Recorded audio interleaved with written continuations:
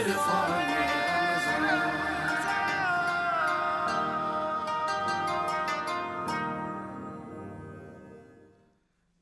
خوش آمدید اور سلامتی ہو آپ کے ساتھ۔ اللہ آپ کے روزے کو استقامت عطا فرمائے اور آپ سے وہ تمام احسن کام لے جو وہ پسند کرتا ہے اپنے لیے، اور آپ کو اس کے لیے قوت عطا فرمائے، آپ کی رہنمائی کرے، آپ کو ذہن دے، عقل دے، اور ساتھ ساتھ آپ کو بہت سارا صبر بھی عطا فرمائے۔ آج کا موضوع بڑا خاص، اور آج اس موضوع پہ گفتگو کرنے کے لیے ہمارے پاس خاص شخصیات بھی تشریف فرمائے۔ زکوٰۃ اور صدقات کی حیثیت کیا ہے، فضائل اور احکام کیا ہے، سماجی اور بہبود پر اثرات کیا ہیں اس کے، زکوٰۃ کی فرضیت کب ہوئی اور اس کا تاریخی پس منظر کیا ہے، اس حوالے سے بات کرنا چاہتا ہوں۔ علامہ شاہ حسین گدیزی صاحب سے پہلا سوال پوچھنا چاہتا ہوں، زکوٰۃ کا اصل معنی کیا ہے، مفہوم کیا ہے، اور اس کی سماج میں حیثیت کیا ہے، فرضیت کب ہوئی اس کی؟ بسم اللہ الرحمن الرحیم۔ جب لوگ حلقہ اسلام میں داخل ہونے لگے تو اس وقت ان کی مالی ضرورتیں بھی شروع ہو گئیں، صحیح۔ اس لیے کہ جب وہ اسلام قبول کرتے تھے تو مجموعی طور پہ جو نظام تھا اس نظام سے وہ کٹ جاتے تھے، تو وہ لوگوں سے معاملات میں ان کی دوری ہو جاتی تھی، تو پھر کچھ مسائل ایسے ہوتے تھے جو مال سے بھی متعلق ہوتے تھے۔ حضور اکرم صلی اللہ علیہ وبارک وسلم پر جو آیات مبین نازل ہوئی مکی دور میں، ان میں بھی بعض میں زکوٰۃ کا لفظ ہے۔ اچھا۔ اس کا مطلب یہ ہے کہ حضور اکرم صلی اللہ علیہ وبارک وسلم کے مکی دور میں بھی اس کا کوئی نہ کوئی نظام جو تھا وہ موجود تھا، اور جو بھی ہو، جیسے حضرت ابوبکر صدیق رضی اللہ تعالیٰ عنہ جو ہیں وہ اپنا مال خرچ کرتے تھے، اور قرآن حکیم فرقان حمید نے ان کی صفت کو بیان کیا ہے، اور وہ حضرت بلال کی خریداری ہے، دوسرے جو غلام صحابہ کرام تھے جن کے اوپر ظلم و ستم ہوتا تھا تو ان کے معاملات تھے، تو حضرت ابوبکر صدیق اپنی دولت ان پہ خرچ کرتے تھے۔ تو یہ زکوٰۃ کا ایک نظام جو تھا بہرکیف وہاں پر بھی تھا۔ تو زکوٰۃ کا لغوی معنی یہ ہوتا ہے پاک کرنا۔ جی، پاک کرنا۔ تو یہ ایک اللہ جل جلالہ کی طرف سے ذمہ داری عائد کی گئی ہے اس آدمی پر جو مال و دولت والا ہے، تو اس کے جو مال و دولت کا جو پورا نظام ہے اس سارے سے جو ہے نا وہ ایک مخصوص رقم جو ہے وہ ادا کرتا ہے، تو اس طریقے سے وہ اپنے آپ کو بھی پاک کر لیتا ہے اور اپنے مال کو بھی پاک کر لیتا ہے۔ پاک کرنے کا مطلب یہ ہے کہ وہ اس مال کی تطہیر ہو جاتی ہے کہ جو اسلام کے حقوق ہیں ان کے مطابق ہو جاتا ہے۔ تو حضور اکرم صلی اللہ علیہ وبارک وسلم جب مدینہ منورہ پہنچے تو اس کی ضرورت بہت زیادہ پیش آئی۔ تو آیات جو پہلے بھی میں نے آپ سے عرض کیا ہے، پہلے جو مکہ مکرمہ میں آیات نازل ہوئی ان میں بھی اس کا ذکر ہے، تو لیکن مدینہ منورہ میں اس کی ضرورت زیادہ محسوس ہوئی، تو اس کے حساب سے آیات کا نزول بھی شروع ہوا۔ ایک ہے انفاق فی سبیل اللہ اور ایک ہے زکوٰۃ۔ یہ دونوں لفظ جو ہیں مجموعی طور پہ ایک بھی ہو سکتے ہیں اور کبھی ان میں فرق بھی ہو سکتا ہے۔ اچھا۔ کیونکہ انفاق جو ہے وہ بھی آدمی اللہ کی راہ میں خرچ کرتا ہے، اور زکوٰۃ جو ہوتی ہے یہ بھی اللہ کی راہ میں خرچ ہوتی ہے، لیکن انفاق میں عموم ہے کہ زکوٰۃ کے ما سوا بھی جو آدمی خرچ کرتا ہے تو اسے جو ہے نا انفاق فی سبیل اللہ کہا جاتا ہے۔ تو زکوٰۃ کا نظام متعین کیا قرآن حکیم نے، اور اس کو کبھی صدقے کا نام بھی دیا گیا خود قرآن حکیم میں، اور کبھی زکوٰۃ کا نام بھی دیا گیا۔ زکوٰۃ کا نام کثرت سے استعمال ہوا ہے اور صدقے کا نام جو ہے وہ کم استعمال ہوا ہے، جیسے قرآن حکیم فرقان حمید میں آتا ہے انما الصدقات للفقراء۔ تو اب یہاں پر صدقات سے مراد جو ہیں وہ زکوٰۃ ہی کا مال ہے۔ تو زکوٰۃ کا لفظ جو ہے نا قرآن حکیم میں کثرت سے استعمال ہوا ہے، اس لیے کہ اس کی اہمیت بہت زیادہ ہے، کہ ایک صلاۃ جو ہے اللہ تعالیٰ کی عبادت ہے، تو اس کے بعد زکوٰۃ جو ہے وہ اللہ تعالیٰ کی طرف سے لازم کی ہوئی ہے مالدار لوگوں کے اوپر، لیکن اس کی اہمیت بہت زیادہ ہے۔ تو اس لیے جہاں صلاۃ کا ذکر آیا تو وہاں ساتھ میں زکوٰۃ کا بھی ہے۔ اقیموا الصلاۃ وآتوا الزکاۃ، نماز قائم کرو۔ نماز اللہ تعالیٰ کی عبادت ہے اور خالص عبادت ہے، اور یہی وہ عبادت ہے کہ جس سے انسان کی ظاہری ترقی بھی ہوتی ہے اور باطنی ترقی بھی ہوتی ہے، اور ایمان جو ہے وہ اپنی بلندیوں پر پہنچتا ہے، تو اسی سے اللہ تعالیٰ کی قربت نصیب ہوتی ہے۔ تو زکوٰۃ جو ہے وہ بھی ایک ایسا ہی عمل ہے کہ جس سے وہ اپنے مال کی تطہیر کرتا ہے اور اپنی بھی تطہیر کرتا ہے، کہ اللہ رب العزت کے جو حکم ہے اس کو وہ پورا کرتا ہے۔ ٹھیک ٹھیک ویسے یہ ہے کہ ایک ہوتی ہے آدمی کی اولاد اور ایک ہوتا ہے مال جو ہے، تو ٹھیک مال کی اہمیت بعض اوقات بہت زیادہ ہو جاتی ہے، آدمی جو ہے اپنی جان قربان کر دیتا ہے مال کے لیے جو ہے ٹھیک نا۔ تو اس لیے مال کو اللہ کی راہ میں صحیح خرچ کرنا یہ صحیح بہت اہمیت والی بات ہے۔ ٹھیک ہے قرآن حکیم میں جہاں آتا ہے انما اموالکم واولادکم، جی تو مال کو آزمائش ہے پہلے رکھا گیا ہے اور اولاد کو بعد میں بعد رکھا میں ہے، رکھا بعد گیا۔ میں بہت رکھا خوب گیا بہت ہے۔ خوب۔ قرآن حکیم فرقان المجید بارہا حکم دے رہا ہے، اقیم الصلاۃ و آتوا الزکوٰۃ کہہ رہا ہے، حضور پاک صلی اللہ علیہ وآلہ وسلم کا ارشاد گرامی ہے ہر چیز کی زکوٰۃ ہوتی ہے اور جسم کی زکوٰۃ روزہ ہے، یعنی یہ ایک طرح سے زکوٰۃ ایک لازمی جز ہے آپ کی ہر چیز میں سے، صفائی کا، پاکیزگی کا۔ نمائندگی کرتے ہوئے سوال پوچھ رہا ہوں، کہتے ہیں شیعہ زکوٰۃ نہیں دیتے، ایسا ہے کیا؟ عقائد جعفریہ میں زکوٰۃ ایک لازمی حصہ ہے، اور ہے تو پھر کس طرح سے ہے؟ بسم اللہ الرحمن الرحیم وبہ نستعین وصلی اللہ علی محمد وآلہ الطاہرین۔ قرآن کریم کی مسلمہ آیات میں سے ہے اقیموا الصلاۃ وآتوا الزکوٰۃ انما الصدقات خذ من اموالہم صدقۃ تطہرہم و بہت ساری واوحینا الیہم فعل الخیرات و اقام الصلاۃ و ایتاء الزکوٰۃ، تو متعدد آیات ہیں، اس میں کوئی شک ہی نہیں ہے کہ زکوٰۃ جو ہے نا وہ کسی مسلک کی بات نہیں ہے، ضروریات دین میں سے ہے۔ ضروریات دین وہ مسائل ہیں جس میں ہر مسلک و فرقہ اسے مانتا ہے، صحیح ٹھیک ہے؟ نماز ہے سب مانتے ہیں، حج ہے سب مانتے ہیں، ٹھیک ہے؟ تو یہ ضروری، اس کا اگر کوئی انکار کرے ضروریات دین کا تو وہ اسلام سے خارج ہے، اسلام سے خارج ہے، اسلام سے بڑی خارج بات ہے، بڑی بات۔ ٹھیک ہے؟ تو یہ سوال ہی مجھے تعجب انگیز لگتا ہے کہ کیسے سوال کیا گیا ہے کہ ہم سے یہ بات کی جائے گی۔ ہم ایک میں کہتا ہوں کہ بہت ناقص ذہنیت ہوتی ہے، مگر بہرحال جواب دینا بڑا تو ضروری ہے۔ جواب یہ ہے کہ بالکل واجب ہے۔ یہ اور بات ہے کہ زکوٰۃ جو ہے وہ کن اشیاء پر واجب ہے ہمارے ہاں، جیسے کہ برادران ہمارے اہل سنت کہتے ہیں کہ آیات کی تفسیر جو ہے وہ سنت رسول سے کی جائے گی، تو ہمارے پاس جو سنت وارد ہوئی ہے وہ فقط رسول گرامی کی سنت نہیں ہے، ہم تمام ائمہ کی جو اقوال ہیں اور ان کی روایات کو رسول کے قول کی طرح دیکھتے ہیں، اور وہ تمام سنت ہے ہمارے نزدیک۔ اس کی روشنی میں جب ہم تحقیق کرتے ہیں تو انہوں نے 9 چیزوں پر زکوٰۃ واجب کی ہے، جی ٹھیک ہے؟ اس میں غلات اربع ہے، انعام ثلاثہ ہے، اور درہم و دینار ہے، ٹھیک ہے؟ یہ 9 چیزیں ہیں جن کے اوپر زکوٰۃ واجب ہے اور ابھی بھی دی جاتی ہے، تمام ہمارے مسلک کے لوگ دیتے ہیں۔ ایک مسئلہ پاکستان میں پیش آیا تھا ضیاء الحق کے دور میں، اس سے بعض لوگ شاید استفادہ کرتے ہیں، کہتے ہیں کہ ہم زکوٰۃ کے منکر ہیں۔ نہیں، ہم زکوٰۃ کے منکر نہیں ہیں، ہم زکوٰۃ اس کے اہل کو دیتے ہیں۔ ضیاء الحق کو ہم اہل نہیں سمجھتے تھے، اچھا، ہاں یہ حق بات ہے۔ آج ہم اسے نہ امیر المومنین سمجھتے تھے نہ اسے اہل سمجھتے تھے، آج حکومت کو ٹھیک ہے؟ تو اسی طرح سے اسٹیٹ اگر کہتی ہے کہ جناب یہ چیزیں ہم لیں گے جبکہ ہمارے ہاں اس کے مصارف ہیں، مثلا آج اسٹیٹ کہے کہ ہم خمس لیں گے، خمس ہمارے پاس ہے، زکوٰۃ کے بعد ہمارے پاس خمس ہے، وہ نکلتا ہے، اور جس طرح سے برادران اہل سنت نوٹ پر زکوٰۃ نکالتے ہیں، ہمارے نوٹ پہ زکوٰۃ نہیں ہے، ہم کیا کہتے ہیں نوٹ پر خمس نکالتے ہیں اور اس کی مقدار زیادہ ہے، مثلا 1 لاکھ پر 20,000 روپے خمس نکلتا ہے اگر کسی کے پاس بچت ہے سال میں، 5واں حصہ مال، جی ہاں 5واں حصہ، ٹھیک ہے؟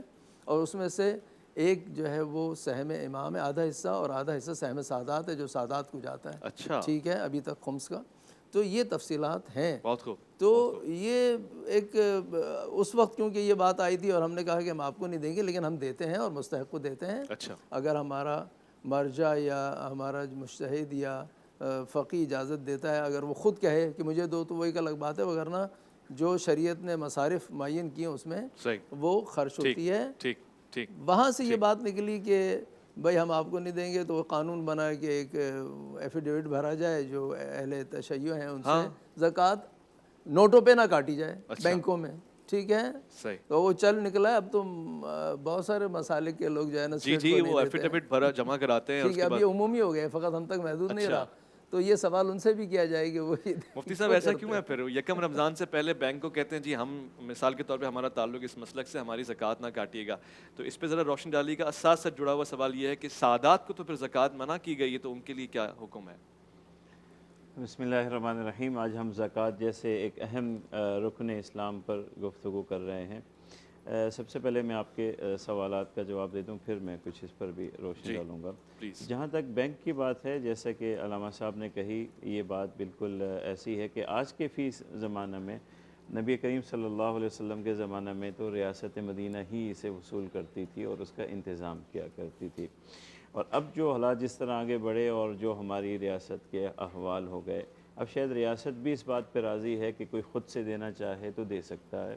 تو یہ اختیار اگر ہے تو پھر اس صورت میں اگر کوئی بینک میں یہ دیتا ہے کہ میں اپنی زکوٰۃ کو خود سے ادا کروں گا جسے چاہوں گا، رشتہ دار میں لوگ ہوتے ہیں یا وہ یہ سمجھتا ہے کہ حکومتی مشرنی میں ہماری زکوٰۃ اگر ضائع ہو جاتی ہے یا مستحق تک نہیں پہنچتی ہے اور حکومت بھی اس پہ راضی ہے، تو پھر وہ کر سکتا ہے، وہاں ڈکلیریشن یہ دے دے کہ میں زکوٰۃ حکومت کو نہیں دینا چاہتا، خود ادا کرنا چاہتا ہوں۔ تو یہ کوئی شرعی طور پر کوئی قباحت نہیں، نہ یہ کوئی مسلکی مسئلہ ہے، یہ کوئی مسلکی مسئلہ نہیں ہے۔ تو خود سے اگر اپنی زکوٰۃ ادا کرنا چاہتے ہیں تو اپنی ترتیب سے آپ زکوٰۃ ادا خود سے کر دیجئے، اپنے رشتہ داروں میں دے دیجئے، یا جہاں آپ سمجھتے ہیں کہ زیادہ بہتر مصداق ہے، آپ چاہتے ہیں کہ آپ کی زکوٰۃ وہاں پہنچے، آپ خود سے پہنچا دیجئے۔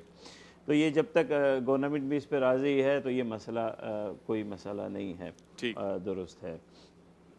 جو سادات اور ہاشمی ہمارے ساتھی ہیں، انہیں زکوٰۃ کا مستحق نہیں مانا گیا۔ اب یہ ہے کہ ایک بحث اب شروع ہوئی ہے کہ موجودہ حالات میں کیونکہ وہ خمس اور وہ چیزیں نہیں رہی، وہ طرح کے حالات نہیں رہے، تو اب کیا انہیں دیں یا نہ دیں، یہ ہمارے یہاں اب ایک نئی بحث شروع ہو گئی ہے۔ مگر اصل فتویٰ یہی ہے کہ وہ زکوٰۃ انہیں نہیں دی جاتی، وہ زکوٰۃ نہیں دیتے انہیں، لیکن وہ ہماری ذمہ داری ضرور ہے، انہیں اس کیفیت میں آنا ہی نہیں چاہیے کہ وہ زکوٰۃ کی طرف دیکھیں، یہ امت کی ذمہ داری ہے۔ زکوٰۃ ہی سے تو ضرور آپ کہ مدد کی زکوٰۃ ہی سے کرنی ہے، انفاق فی سبیل اللہ ہے، ویسے بھی ہمیں خیال رکھنا ہے۔ تو اور باقی زکوٰۃ میں جیسے شاہ صاحب نے کہا، میں اسی بات کو آگے بڑھاتا ہوں کہ یہ انفاق فی سبیل اللہ بہت بڑا عمل ہے، اور یہ اسی طرح ہے جیسا کہ نماز، روزہ، حج ہے، عبادت ہے۔ یہ ہمارے آج کے معاشرے میں آج کا مسلمان اسے ایک ٹیکس کی طرح لے رہا ہے، گویا کہ یہ ٹیکس ہے، میرے اوپر ذمہ داری ہے، میرے اوپر بنتی ہے تو میں نے ادا کر دینا ہے۔ یہ ٹیکس نہیں ہے، یہ وہ عظیم عبادت ہے جو آپ کو جہنم سے بچاتی ہے، آپ کے مال کو صاف کرتی ہے، آپ کے مال کو صاف کرتی ہے، آپ کی تطہیر کرتی ہے، اور آپ کے مال میں برکت پیدا کرتی ہے۔ سبحان اللہ۔ یعنی کبھی بھی ایسا نہیں ہوتا، یہ تو بنیادی اسلامی تعلیمات اور نبی کریم صلی اللہ علیہ وسلم کی تعلیمات کے خلاف ہے کہ اگر ہم یہ خیال رکھیں کہ زکوٰۃ دینے سے میرا مال کم ہو جائے گا۔ کبھی حضور صلی اللہ علیہ وسلم کی واضح حدیث ہے، بلکہ حدیث مبارکہ میں اس طرح کہ روز دو فرشتے نازل ہوتے ہیں، ایک کہتا ہے کہ جو خرچ کرنے والا ہے اللہ اس کے مال میں برکت دے دے اور اسے بہترین بدلہ دے دے، اور جو روکنے والا ہے اللہ اس کے مال کو تباہ کر دے۔ یہ بددعا روزانہ کے بنیاد پہ یہ چیز ہوتی ہے۔ تو جب ہم مال اللہ کی راہ میں ادا کرتے ہیں، انفاق فی سبیل اللہ کرتے ہیں، تو مال ہمارا ختم نہیں ہوتا، کبھی ختم نہیں۔ ایک اور حدیث مبارکہ بڑی خوبصورت ہے کہ وہ صحابہ سے سوال کیا اللہ کے رسول نے کہ کیا تم نے کوئی ایسا آدمی دیکھا ہے جو اپنے مال سے زیادہ لوگوں کے مال سے محبت کرتا ہو، اسے قریب رکھتا ہو، اس کی حفاظت کرتا ہو؟ صحابہ نے کہا ایسا انسان تو ہم نے نہیں دیکھا کہ اپنا مال چھوڑ دے اور دوسروں کی مال کی حفاظت میں لگا رہے، دوسروں کے مال سے محبت کرتا رہے، ایسا کون ہے؟ حضور نے کہا یہ وہی ہے جو مال کو روک کے رکھتا ہے، جو مال رک گیا تیرے پاس وہ دوسروں کا ہے، تو نے مر جانا ہے، دوسرے اس کے وارث ہو جانے ہیں۔ جو مال تو نے یا اپنے اوپر خرچ کر لیا ضرورت میں یا اللہ کی راہ میں دے دیا، وہی تیرا مال ہے، وہ اللہ کے نظام میں تو نے دے دیا ہے، اور اللہ نے کیا فرمایا ہے کہ اسے بڑھاتا رہے گا۔ ایک کھجور کے دانے جتنا بھی کسی، آج تو ہمارا یہ خیال ہو گیا نا یہ زکوٰۃ مالدار ہی دیں گے، اسی خیال کی وجہ سے آج ہمارا معاشرہ پریشان ہے۔ مالداروں نے دینی ہے، اللہ نے ان کو دیا ہے، مگر انفاق فی سبیل اللہ ہر انسان نے کرنا ہے۔ صحابہ کے زمانے میں جس کے پاس ایک روٹی تھی وہ آدھی کر کے دوسرے مسلمان کو دے دیا کرتا تھا۔ اگر یہ جذبہ آج ہو جائے انفاق فی سبیل اللہ کا، تو ہمارے اس معاشرے میں کوئی بھوکا ہی نہ سوئے، کوئی کسی کو کوئی بے لباس کی ضرورت ہی نہ پڑے، اگر ہمارے فکر میں یہ ہو جائے کہ ہماری اضافی کپڑوں کو ہم تقسیم کر دیں۔ تو انفاق فی سبیل اللہ کی طرف ہمیں متوجہ ہونا چاہیے۔ میں یہاں پہ عشق کو سارا معاملہ عشق ہے. اگر آپ کو احساس ہو جائے گا تو پھر آپ کے جذبات نکل کر آئیں گے اور آپ کا یہ دل کرے گا کہ خرچ کریں, اللہ کے رسول کی راہ میں خرچ کریں. ہم کتنا خرچ کرتے ہیں, اچھی چیز ہے. ایک بات کی جی تھوڑی سی وضاحت کرنا چاہتا ہوں. مفتی صاحب نے کہا ہمارے یہاں یہ مسئلہ داخل ہو گیا ہے, زیر بحث ہے کہ سادات کو زکوٰۃ دی جا سکتی ہے یا نہیں دی جا سکتی ہے. حضرت مولانا عبدالحی فرنگی مالی ہمارے یہاں ایک بڑے جید عالم گزرے ہیں اہل سنت کے, تو انہوں نے ہدایہ جو ہے اس کے حاشیے پر اس بات کی وضاحت کی ہے کہ سادات کو زکوٰۃ دی جا سکتی ہے, جو ہے دی جا سکتی ہے, دی جا سکتی ہے. پھر ہمارے اس عصر کے ایک اور بڑی شخصیت گزرے, حضرت سیدنا پیر میر علی شاہ صاحب جی مجدد گوڑوی رحمۃ اللہ تعالیٰ علیہ, ان کا باقاعدہ اس کے اوپر ایک فتویٰ موجود ہے اچھا کہ سادات کو زکوٰۃ دی جا سکتی ہے, ان کو ان حالات میں محروم نہیں چھوڑنا چاہیے جو ہے. یعنی ایک نیک نیتی کے طور پہ کہ آپ اپنے مال کا ایک حصہ دیں. علامہ صاحب اس میں تضحیق تو نہیں ہے؟ نہیں, میں عرض کروں اس میں ہماری کیونکہ اس وقت جو ہے نا خمس ملتا تھا. ہماری فقہ اعتبار سے سید کی زکوٰۃ سید کو دی جا سکتی ہے, کوئی مسئلہ ہی نہیں ہے. اچھا ٹھیک ہے, جو چیز حرام ہے وہ غیر سید کی زکوٰۃ ہے جو سید کو دی جائے. رسول خدا نے کبھی نہیں, امام حسن کے ہاتھ سے لے لیا. ہاں, تو یہ جو نقطہ ہے سید کی زکوٰۃ کا تو ہمارے ہاں بھی مسئلہ نہیں ہے. جی ہاں, رہ گئی بات یہ کہ اگر اضطراری کیفیات پیدا ہو جائیں اور اس کے لیے زندگی گزارنے کے لیے الا زکوٰۃ کے کوئی اور راستہ نہ ہو, جی, اور وہ والی زکوٰۃ موجود ہو جو اسے نہیں لینی چاہیے, تو وہ بقدر ضرورت, اچھا ٹھیک ہے, کہ جس سے اس کی زندگی باقی رہ سکے, وہ استثناء لے زندگی باقی رہ سکے. یہ بڑا ایک پیچیدہ مسئلہ ہے, نازک مسئلہ ہے, اس کو سمجھنے کی کوشش کریں گے. کم وقت میں نہیں ہو سکتا, مختصر سے وقفہ لیں گے, لوٹ کر آئیں گے تو اس سے بات کریں گے. آپ میں سے بہت سارے لوگ سادات ہیں, ہم ان کا احترام کرتے ہیں اور یقینی طور سے ہم پہ کچھ ذمہ داریاں ہیں ان کی. الف لام میم میں آپ کا انتظار ہے.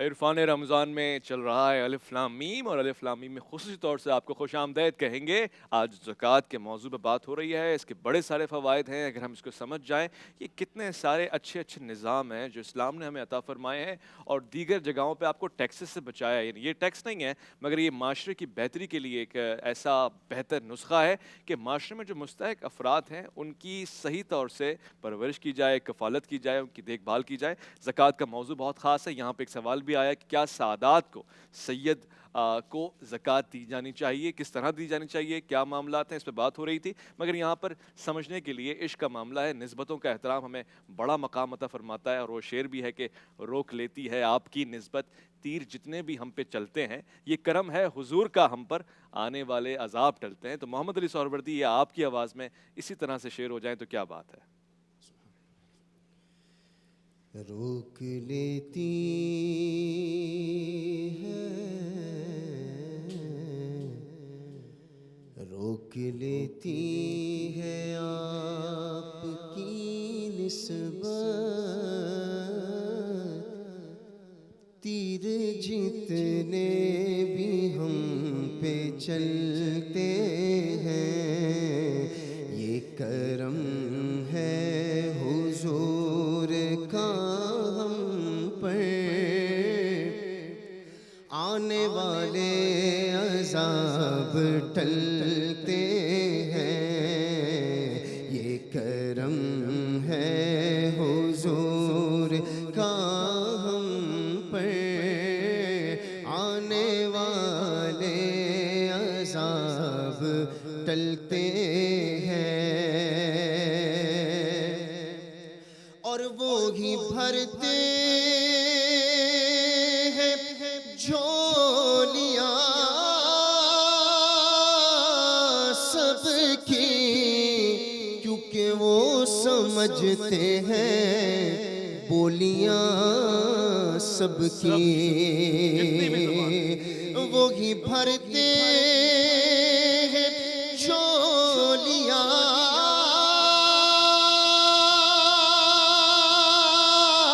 سب کی, وہ سمجھتے ہیں بولیاں سب کی.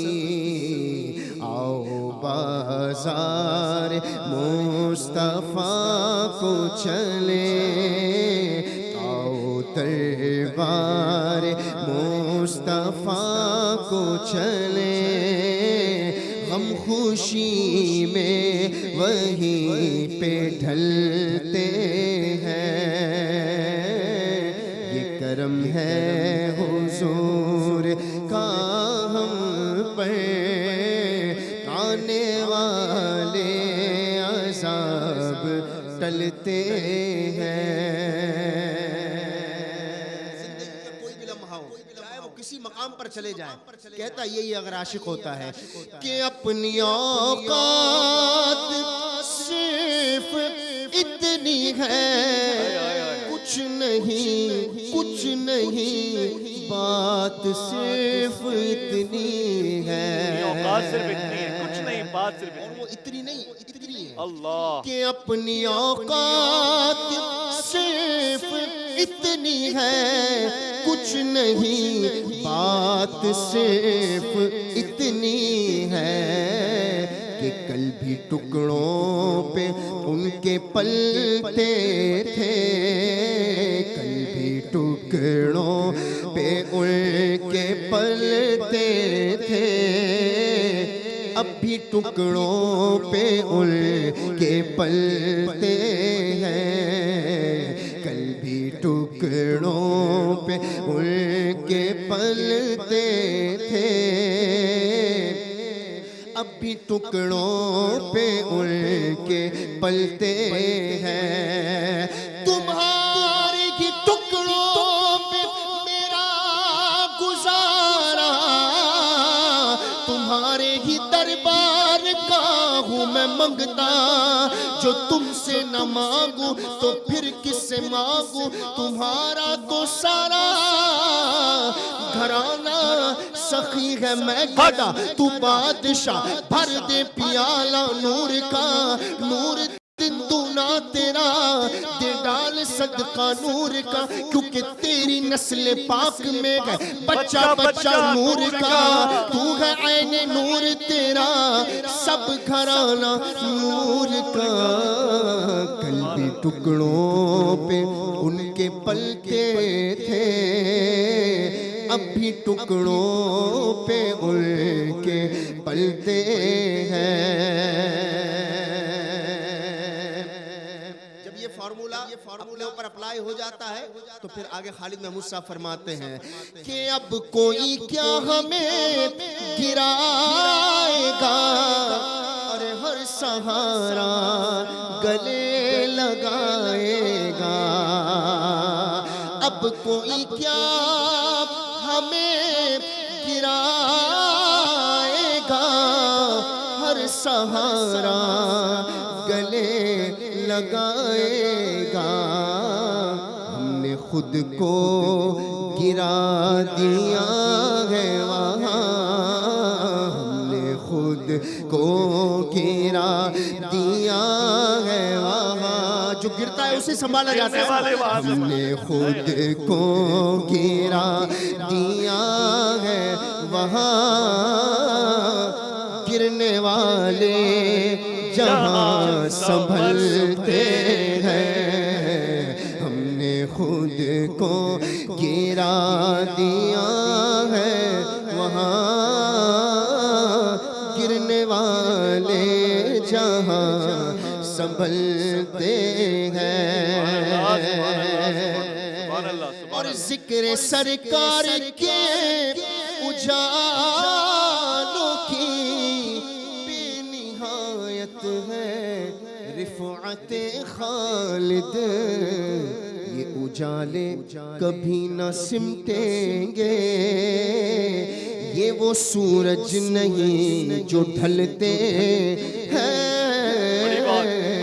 یہ کرم ہے حضور کا ہم پر، آنے والے عذاب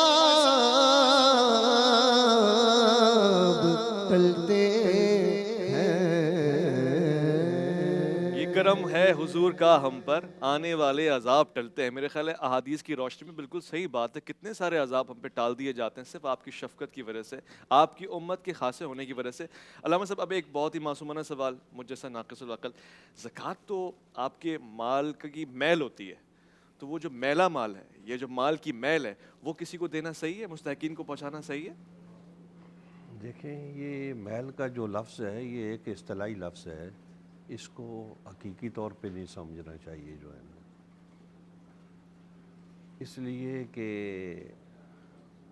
وہ جو مال جس کو ہم میل کہہ رہے ہیں، اس لیے اس کو میل کہتے ہیں کہ وہ نکل جاتا ہے تو پیچھے کی چیز صاف ہو جاتی ہے، ایک لحاظ سے ایک نکل گیا تشبیہ وہ ہے۔ صاف نہیں ہوا نا؟ میں آپ سے عرض کرتا ہوں وہ میل جس کو ہم میل کہتے ہیں اپنے عرف میں، وہ جب چلی جاتی ہے تو کپڑا صاف ہو جاتا ہے، تو یہ صرف تشبیہ کی حد تک ہے، صحیح، کیونکہ وہ جو مال زکوٰۃ کا نکالا جاتا ہے وہ پیچھے جو بچ جاتا ہے وہ پاک ہو جاتا ہے، تو اس حساب سے لوگوں کو سمجھانے کے لیے میل کہا جاتا ہے، ورنہ وہ مال پاکیزہ، طاہر اور مطہر ہوتا ہے۔ صحیح۔ اس لیے میں کہہ رہا ہوں کہ وہ اگلا اپنی مرضی سے، اپنی خواہش سے، اللہ کا حکم سمجھ کے اور اللہ کے حکم پہ عمل کرتے ہوئے اس مال کو دوسرے کے سپرد کرتا ہے، صحیح۔ تو اس میں میل کا کہیں نہیں ہے۔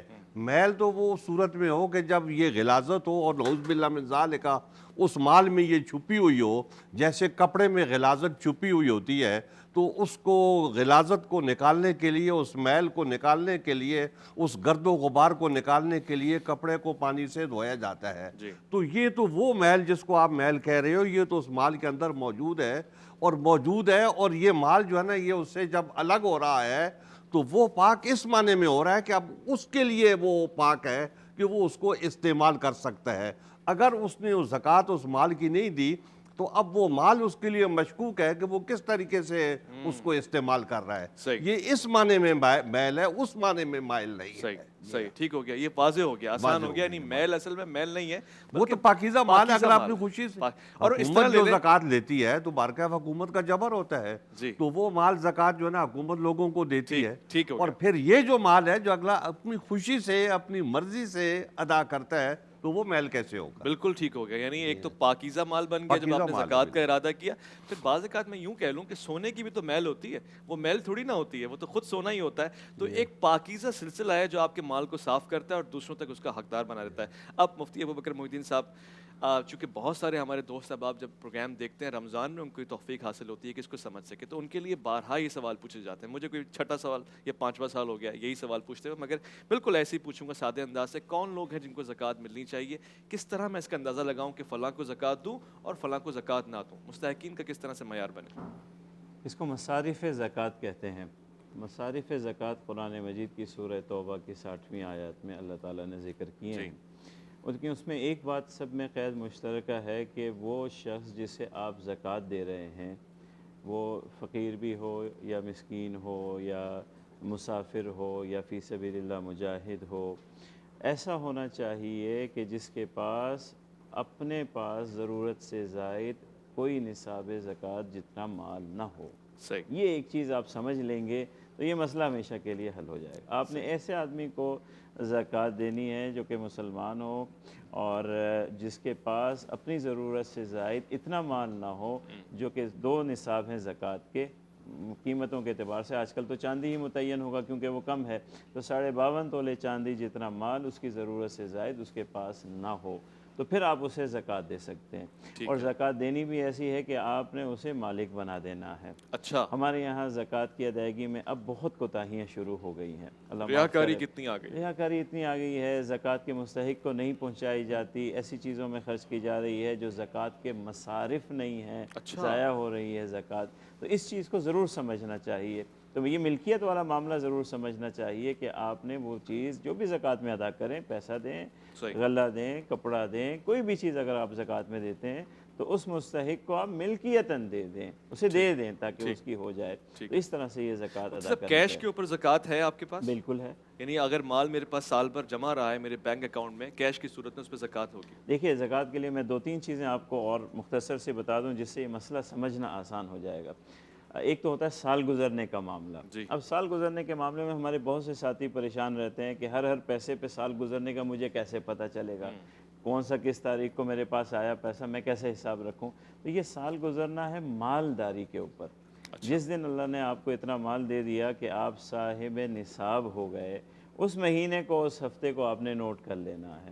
اب آپ کی مالداری شروع ہو گئی ہے. درمیان میں منقطع ہو الگ بات ہے، لیکن اگر مالداری اسی طرح چل رہی ہے تو جب آپ کا سال گزر جائے گا وہاں بیٹھ کر آپ نے حساب کرنا ہے. صحیح. جتنی ضرورت سے زائد آپ کے پاس کیش ہے، ساز و سامان ہے، بینک میں رکھا ہوا ہے، کیش کی صورت میں ہے، یا آپ خرید و فروخت کرتے ہیں، وہ مال آپ کے پاس موجود ہے، سب کی مالیت آپ نے لگانی ہے، چاہے وہ ایک دن پہلے بھی آپ کے پاس آیا ہو، صحیح. اس پہ بھی زکوٰۃ دینی ہے. صحیح. اس کا حساب کرنے کے بعد اگر کوئی قرض ہے جس کا آپ نے دینا ہے اسے آپ منہا کر لیجئے. ٹھیک. آپ کا پیسہ کسی کے پاس ہے وہ اس میں شامل کر لیجئے صحیح. اور اس پہ زکوٰۃ دے دیجئے. اس پہ زکوٰۃ دیجیے. علامہ صاحب آپ کیا مال پہ زکوٰۃ نہیں، یعنی کیش کے اوپر زکوٰۃ نہیں، اماؤنٹ کے اوپر، اس کی وجوہات کیا ہیں، اور اگر کوئی دینا چاہے گا تو وہ کس طرح سے دے گا؟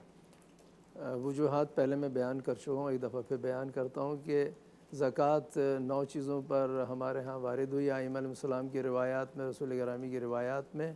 انہی 9 چیزوں پر جو ہے وہ زکوٰۃ ہے، ان میں نوٹ شامل نہیں ہے.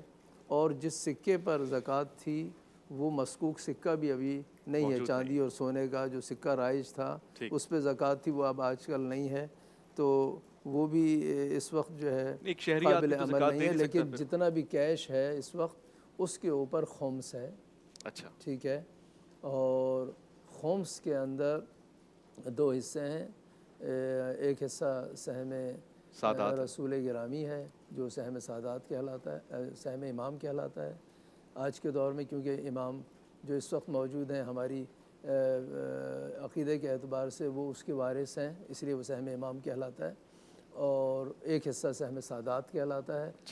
اگر کسی کے پاس سال میں مثلا 1 لاکھ روپیہ بچ گیا، ضروریات زندگی اس نے نکال لی، خرچ کر لیا، مستحبات انجام دیے، واجبات انجام دیے، حتیٰ مباحات بھی اس نے اگر انجام دیے اپنی کیا کہتے ہیں ضروریات نہیں اپنے طبقے کے مطابق. ایک دفعہ یہ اس طبقے کا آدمی نہیں ہے کہ مثلا ایک BMW خریدے اور سارا پیسہ اسی میں لگا دے، تو یہ زیادہ اس نے خرچ کیا وہاں پہ خمس لگے گا. اچھا. ٹھیک ہے. ہاں، جو اضافی قیمت ہے. تو جو بچت ہے، بچت کے اوپر خمس ہے، چاہے وہ نوٹ ہو چاہے وہ کسی بھی صورت میں اس کے پاس ہو، اس پہ خمس لگے گا. اور خمس کی مقدار زیادہ ہے. اچھا. ہاں، اس کی آپ دیکھیں نا کہ زکوٰۃ کی مقدار تو کم ہے، وہ 20% ہے، اور 1 لاکھ میں 20,000 ہے. اب ایک کروڑ کسی کو بچا ہے تو آپ دیکھ لیں اسے 20 لاکھ روپے دینا ہے. ٹھیک ہے. تو اس میں سے 10 لاکھ سہم سادات ہے، 10 سہم امام ہے. اور یہ جو ہے وہ تقسیم ہوتا ہے سادات میں. آج ہماری فقہ اعتبار سے جو اس وقت مراجع ہیں، کیونکہ ہم مرجع و مجتہد کو نائب امام سمجھتے ہیں، تو اس کی رائے کے مطابق اس کا مصرف ہونا چاہیے. جہاں وہ اجازت دیتا ہے اس کی اجازت کے بغیر وہ خرچ نہیں ہو سکتا ہے. لہذا ہمارے جو مراجع ہیں، چاہے نجف میں ہوں، چاہے قم میں یا تہران میں، جہاں پہ بھی ہوں، چاہے پاکستان میں، یہ ان کی رائے کے مطابق خرچ ہوتا ہے. اور خمس میں ایک حصہ ہے ہی سہم سادات. لہذا یہ مسئلہ جو زکوٰۃ کا ہے وہ پیش ہی نہیں آتا ہے کہ زکوٰۃ سادات کو دی جائے. سہم سادات جو خمس ہے وہ ان کا حق ہے. صحیح.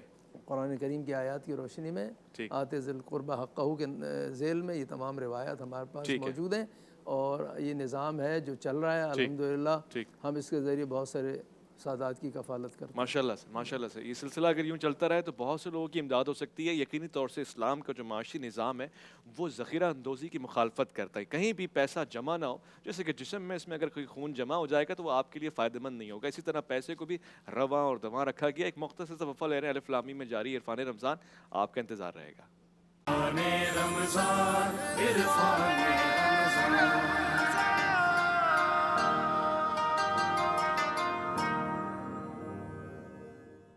عرفان رمضان میں خوش آمدید کہیں گے آپ کو. زکوٰۃ کے اور ان کے مصارف اور نصاب پہ بات ہو رہی ہے. مختصراً چیتا میں چاہتا ہوں کہ علامہ صاحب سے شروع کریں اور سب لوگ لکھ لیں، نوٹ کر لیں. بار بار یہ موقع نہیں ملتا کہ نصاب کیا ہے زکوٰۃ کا. علامہ صاحب،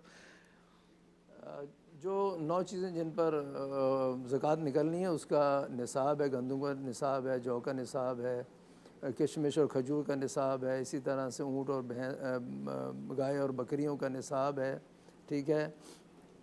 تو 850 کلو سادہ لفظوں میں جس کے پاس گندم ہو، اور وہ گندم اگر بارش کے پانی سے اگی ہے تو اس پر تقریباً جو ہے وہ 88 کلو کے نزدیک جو ہے وہ زکوٰۃ نکلے گی.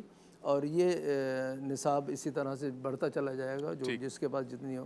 لیکن اگر یہ زمین بارانی نہ ہو, اس نے خود اس کو پانی دیا ہے, تو وہ نصف ہو جائے گا. اچھا, اسی طرح سے ہاں, کیونکہ پانی انویسٹمنٹ جی ہے, انویسٹمنٹ ہے, اللہ اور انویسٹمنٹ پہلے نکلے گی ساری جو اس نے کی ہے کھیتی میں, پھر دیکھا جائے گا کہ زکوٰۃ جو ہے وہ جو بنی نیٹ ہے. پروفٹ جی جسے ہاں, کہتے ہیں. یہ تمام مسائل ہیں. اسی طرح سے اگر آپ چلے جائیں, کسی کے پاس غلہ ہے, کیا کہتے ہیں, بکریاں ہیں, تو 40 بکریوں پر 1 بکری زکوٰۃ ہے. وہ بھی اگر خدا کی زمین پہ جا کے چرتی ہیں, خود اسے مال نہیں کھلاتا ہے. اچھا, اگر یہ خود کھلاتا ہے تو پھر نہیں لگے گی زکوٰۃ. زکوٰۃ نہیں لگے گی؟ نہیں, زکوٰۃ نہیں ہے. اس زکوٰۃ اس وقت ہے جب یہ خدا کی زمین پہ چریں جا کر اور مالک کا نہ کھائیں.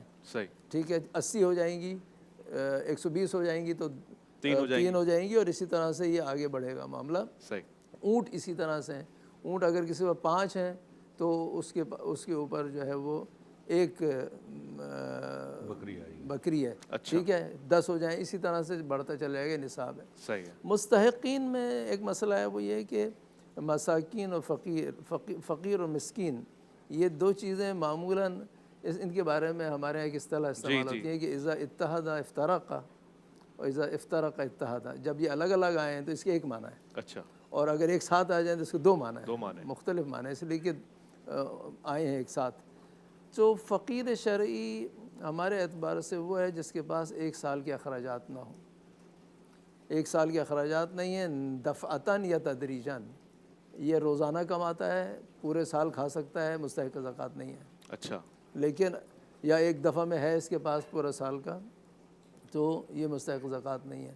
اگر 1 سال کے اخراجات نہیں ہیں, بس یہاں سے پتہ چلے گا کہ فقہی اعتبار سے شریعت نے کتنی جو ہے مالی سطح بلند رکھی ہے کہ 1 سال کی جس کے پاس اخراجات ہیں وہ فقیر شرعی نہیں ہے, اور جس کے پاس نہیں ہے وہ فقیر شرعی ہے. پتہ ہونی چاہیے, ٹھیک ہے, اس کو زکوٰۃ دی جا سکتی ہے. اس کے ساتھ ساتھ مومن ہو اور کیا کہتے ہیں بعض عناوین آئے ہیں اس میں, یہ بھی بحث ہے کہ وہ عادل ہو یا فاسق کو بھی دی جا سکتی ہے, یہ ایک بحث ہے. اچھا, یہ بات طے شدہ ہے کہ جو گناہ کبیرہ کرتا ہے سر عام, اس کو زکوٰۃ نہیں دینی چاہیے, نہیں دی جا سکتی. کوئی ایسا ادارہ علامہ صاحب یا کوئی ایسا شخص زکوٰۃ طلب کر رہا ہو کہ میں مستحقین تک پہنچاؤں گا مگر گناہ کبیرہ کر رہا ہو, یا کوئی ایسا عمل ہے جس کو دیکھ کے اس کو کہا جائے نہیں اس کو نہیں دے سکتے زکوٰۃ؟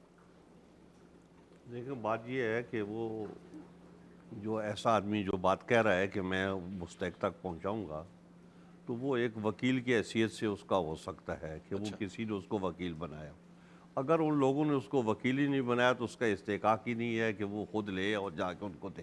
صحیح, اس کا حق ہی نہیں ہے. خود ساختہ وکیل نہیں بن سکتا. نہیں, وہ تو تب کہ کوئی آدمی اس کو وکیل بنائے کہ ہم غریب مسکین لوگ ہیں یا فقیر لوگ ہیں, ہماری ضرورت ہے یہ زکوٰۃ کوئی دینے والا ہو, تو آپ ہماری طرف سے اس سے بات کرو, تو وہ وکیل بنائیں گے تو پھر تو وہ بات ہو سکتی ہے. اچھا, تو وہ تو از خود لگا ہوا ہے اپنی طرف سے اپنے جذبے کے تک, لیکن وہ خود جو ہے نا وہ درست نہیں ہے. درست نہیں ہے تو وہ وکیل کیسے ہو سکتا ہے؟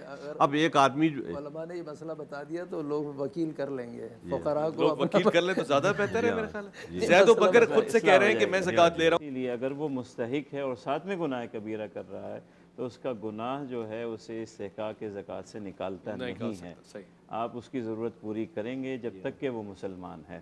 زکوٰۃ آپ کی ادا ہوگی اور آپ کو کرنی مسلمان ہونا شرط ہے, مسلمان ہونا شرط ہے. گناہ کبیرہ تو اب تو ہم سب بھی گناہ گار ہیں, مگر گناہ ایسی چیز نہیں ہے جو کسی کو استحقاق زکوٰۃ کے مستحقین میں سے نکال دے. یہ ہمارے علامہ صاحب کہتے ہیں علی الاعلان گناہ کبیرہ کر رہا, علی الاعلان. گناہ کبیرہ تو اب ایسے ہیں کہ کون ہے جو گناہ کبیرہ ہمارے اس دور میں جو ہے, لیکن آخر تو اس کی بھی ضرورت ہے نا, گھر ہے اس کی, مسلمان تو ہے نا وہ, جب تک وہ مسلمان ہے وہ مستحق کے زکوٰۃ. ایک آدمی سزا بھگت رہا ہے جیل میں, تو کیا اس کو روٹی پانی نہیں دیں گے؟ روٹی پانی نہیں روک رہے ہیں آپ اس کا علامہ صاحب؟ نہیں, یہ تو ایک فقہی بات ہے. ایک آدمی آپ سے زکوٰۃ لیتا ہے, جا کے شراب پیتا ہے, ہاں وہ دیکھیں نا, یہ تو گناہ کبیرہ کر رہا ہے, جوا کھیل رہا ہے. وہ اس کا عمل ہے, مگر اس کے وہ خاندان زکوٰۃ کے پیسوں سے جوا کھیلتا ہے. میں کہنا نہیں چاہتا یہاں پر, یہ جو اندر کرپشن کرتے ہیں زکوٰۃ کے پیسوں میں, ان کی زندگی دیکھیں وہ کرتے کیا اس پیسے کے ساتھ, اور جو غلط پیسہ استعمال کرتا ہے وہ اس کی زندگی میں گناہ ہی گناہ ہوتا ہے. صحیح ہے. مال پاکیزہ انسان درست کرتا ہے. دیکھیں مفتی صاحب, وہ آپ سے زکوٰۃ لے رہا ہے, گناہ کبیرہ نہیں کہہ رہا ہے کہ معاذ اللہ فلاں عالم کا قتل کر دو, فلاں کو مار دو, یہ تو گناہ کبیرہ. دیکھیں, ہم تو اصول پہ بات کرتے ہیں جو نبی کریم صلی اللہ علیہ وسلم سے ہمیں اصول دیے گئے. ہمیں اصول یہ دیا گیا کہ وہ مستحق ہونا چاہیے اور مسلمان ہونا چاہیے. جب تک وہ مسلمان کے دائرے کے اندر ہے صحیح. مجھے اختیار نہیں ہے کہ میں اسے مستحقین کی زکوٰۃ سے خارج کر دوں. ٹھیک ہے وہ گناہ کرتا ہے, شاید شراب بھی پیتا ہوگا, مگر اس کا گھر بار تو ہے نا, وہ تو کھانا کھاتے ہوں گے نا, سبحان اللہ. ان وہ کی تو رازق ہے. ضروریات تو ہوں گے نا. اس کا ایک بندے کا جو شراب پیتا ہے اس کے گھر والوں کا کیا قصور؟ ایک تو وہ ایک عظیم مصیبت میں ہے کہ ہے شرابی گھر سے سامان اٹھا کے بیچ دیتا ہے, اور دوسرا زکوٰۃ بھی اس گھر میں نہ جائے تو پھر تو وہ کنارے لگ گیا گھر. ٹھیک ہے. تو اسی لیے ہمیں ایک تو یہ اختیار بھی نہیں ہے. جب شریعت نے ایمان کی اور اسلام کی شرط لگائی ہے تو جب تک وہ مومن ہے, مسلمان ہے, اور گناہ سے کوئی اسلام سے خارج نہیں ہوتا ٹھیک. تو پھر ہم اسے مستحق زکوٰۃ میں شمار رکھیں ٹھیک. گے, اور انہیں یہ زکوٰۃ ہماری ہمارے فقہ کا حق ہے. مسئلہ ہے. فقہ کا مسئلہ فقہ ہے. کا ٹھیک ہو مسئلہ. گیا. یہ مسائل سمجھنے والے ہیں نا سمجھنے اچھے والے. انداز سے. جی اور دوسری بات یہاں میں پہ مؤلفۃ القلوب کے حوالے سے بھی بات کرنا ایک چاہتا بات میں اور کر جی دوں. پلیز. مولانا نے وکالت کی بات کی تو جی. وکالت جانبین سے ہوتی ہے. ہاں کبھی یہ ہوتا ہے کہ آپ فقراء کے وکیل ہوتے ہیں, اور کبھی یہ ہوتا ہے کہ آپ زکوٰۃ دینے والوں کے وکیل ہوتے ہیں. صحیح ہے. تو جانبین سے وکالت ہوتی ہے. تو فقراء کے اگر آپ وکیل ہیں پھر تو معاملہ بہت آسان ہے. اچھا. جیسے کہ ہمارے مدارس ہیں جن کے پاس طلباء بچے داخل ہوتے ہیں, رہتے ہیں, اور ان سے وہ ایک فارم بھی فل کرتے ہیں, وکالت لیتے ہیں. اس میں تو یہ ہوتا ہے کہ جیسے ہی کسی نے اپنی زکوٰۃ دی تو وکیل نے حاصل کر لی, تو مستحق نے حاصل کر لی, فوراً ہی زکوٰۃ ادا ہو جائے گی, وہ ان پہ خرچ کر دے گا. اگر زکوٰۃ دینے والا کسی کو وکیل بنا رہا ہے, کسی ادارے کو دے رہا ہے کہ آپ میری زکوٰۃ کسی مستحق تک پہنچا دیں گے, تو پھر وہ فقراء کے وکیل نہیں ہوں گے, زکوٰۃ دینے والوں کے وکیل ہوں گے. ٹھیک. تو زکوٰۃ پھر اس وقت جا کے ادا ہوگی جب وہ مستحق تک پہنچا دیں گے. جب تک وہ ان کے پاس پڑی رہے گی تو مطلب یہ ہے کہ میرے پاس ہی میرا مال موجود ہے, ابھی تک ادا ہی نہیں یہ ہوا. میں بری زماں نہیں ہو سکتا. کیونکہ آپ کے وکیل کے پاس ہے تو آپ بھی کے پاس ہے نا, صحیح. آپ وکالت ختم کر کے واپس بھی لے سکتے ہیں اپنی زکوٰۃ, تو وکیل ہے وہ آپ کا. تو جب وہ خرچ کرے گا جا کے آگے تو تب آپ کی زکوٰۃ. علامہ صاحب آپ اگر اپنے مجتہد کو زکوٰۃ بھجواتے ہیں تو آپ بری ذمہ ہو جائیں گے, وہ جواب دے گا, یا جب تک وہ نہیں کرے گا آپ کے اوپر ذمہ داری آئے گی؟ نہیں, اگر پہلی بات تو یہ ہے کہ اگر مجتہد کہے کہ مجھے دو, صحیح. خمس کی نسبت سے اس کی اجازت کے بغیر خرچ نہیں ہو سکتا. اچھا. یا وہ خود اجازت دے یا ان کا وکیل اجازت دے, اس کے بغیر خرچ نہیں کیا جا سکتا.